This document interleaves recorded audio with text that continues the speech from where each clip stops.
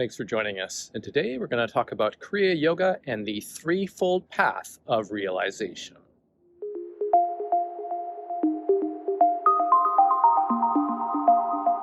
There are three general approaches or methods in spiritual practice that can lead to realization. These methods or upayas are often referred to as skillful means. The first of these is the non-conceptual approach, what is called Shambhavopaya or divine means. This is a non-conceptual approach to awakening that is often referred to as the direct path and has no particular methodology. Rather, through direct intuition, one becomes aware of the universal consciousness and the apparent duality that is situated within it. Shambhavopaya is associated with Icha Shakti, the power of will or creative impulse. Those who are drawn to this method may experience a spontaneous awakening or realization, although this may be preceded by a number of different factors that help to precipitate this sudden awakening or realization. Spiritual traditions that favor the non-conceptual approach of Shambhavopaya include some schools of Zen Buddhism. The second method is the conceptual approach to awakening, which is called Shaktopaya or empowered means. This approach uses the mind to remove limiting conceptions that distort one's view of reality. Shaktopaya is associated with the power of wisdom, Jnana Shakti, and is associated with such practices as contemplation, bhavana. Examples of traditions that favor this approach include Jnana Yoga, Wisdom Yoga, Advaita Vedanta, and some mystic schools such as Sufism. The third method is the embodied approach to realization, which is called Anavopaya or individual means. This approach includes a huge range of body-based practices, including yoga asanas, pranayama, intentional breathing and life force control, meditation, mantra practice, ritual worship, and so on. Anavopaya is associated with the power of action, Kriya Shakti. And Anavopaya bridges the gap between the individual perspective and the greater whole, through an embodied practice that leads to a greater recognition of one's deeper nature. And examples of practices that favor this approach are Kriya Yoga and other Guru Yoga-based traditions. It is often the case that adherents of a particular spiritual tradition favor one type of method over all others. For example, in some Christian traditions, the practice of contemplation on the Christian scriptures, which is an aspect of Shaktopaya, the empowered method, is held to be the true way to salvation. From that perspective, body-based practices such as yoga asanas are considered to have no value for spiritual development. Similarly, in some schools of Zen Buddhism, the experience of sudden awakening, satori, which is an aspect of Shambhavopaya, the divine means, is considered to be superior to contemplative practices, such as the contemplation of the 37 body parts in Theravada Buddhism. As well, in some schools of Kriya Yoga, the practice of pranayama, intentional breathing, is seen to be superior to contemplation of the scriptures, with the idea being that one could directly realize the truth of those scriptures through internalization in meditation. This siloing of spiritual methods is not usually the intention of the original spiritual founder, but is often arises as a result of the systematization and codification of the teachings by their followers. However, since these followers do not have the same level of realization as the spiritual founder, often misinterpretations and misunderstandings creep into the teachings, to the point where there are some zealots of particular paths that proclaim that only their spiritual tradition is true and all others are false. This is the epitome of ignorance and rails against the very teachings that the spiritual founder was trying to convey.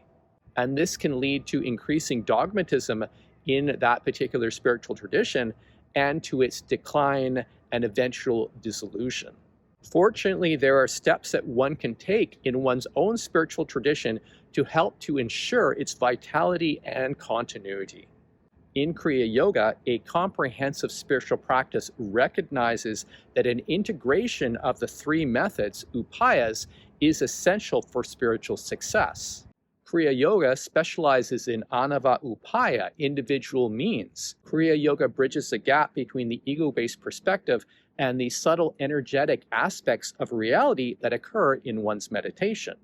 However, one of the common challenges that Kriya Yogis experience is to be waylaid in their meditative progression because of limited conceptions that obscure their experience of reality. For example, some Kriya Yogis have taken a scientific materialist perspective to their practice such that their experience in meditation can be reduced to a shift between hemispheres of the brain.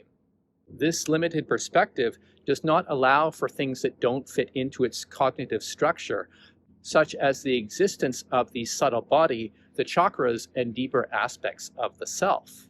Instead of being aware of experiences as they arise spontaneously in meditation, these materialist-oriented Kriya Yogis focus on the mechanistic aspect of internalization, seeing it as a solely physiological and psychological process. One of the ways to short-circuit this limited perspective is to use the process of contemplation, which is an aspect of Shaktopaya, empowered means. For example, one may contemplate the nature of one's existence either directly or by studying and contemplating a scriptural passage and the commentary by an exalted spiritual teacher.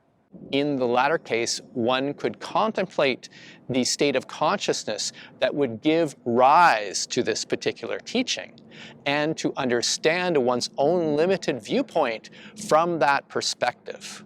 For example, if one is encumbered by materialistic views, one could contemplate the following passage from the Tantrasara, the Light on Tantra. When Shiva, that is, the light of consciousness, in his independent freedom, causes himself to appear in a contracted form, we call him the individual self, Anu. And through that same freedom, he again manifests his real being, Svatman, so that his nature as Shiva, the unbounded light of consciousness, shines forth.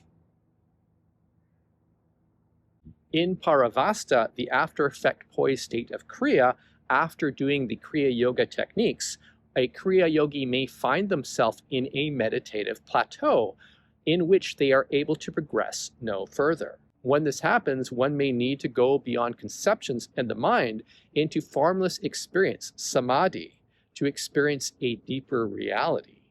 This is an aspect of Shambhavopaya, non-conceptual practice, where intuition surfaces as an aspect of will or creative impulse, Icha Shakti. If this happens, conceptualization evaporates, and one is left in the realm of pure intuition, from which deeper levels of realization can manifest. In summary, an understanding of the three methods, upayas, is essential for the earnest student of Kriya Yoga. Shambhavopaya, divine means, as a non-conceptual approach, can help Kriya Yogis to transition from paravasta into deepening states of meditative absorption, such as samadhi. Shaktopaya, empowered means, as a remedial conceptual approach, can help to dispel erroneous viewpoints and align one's perspective with the nature of reality.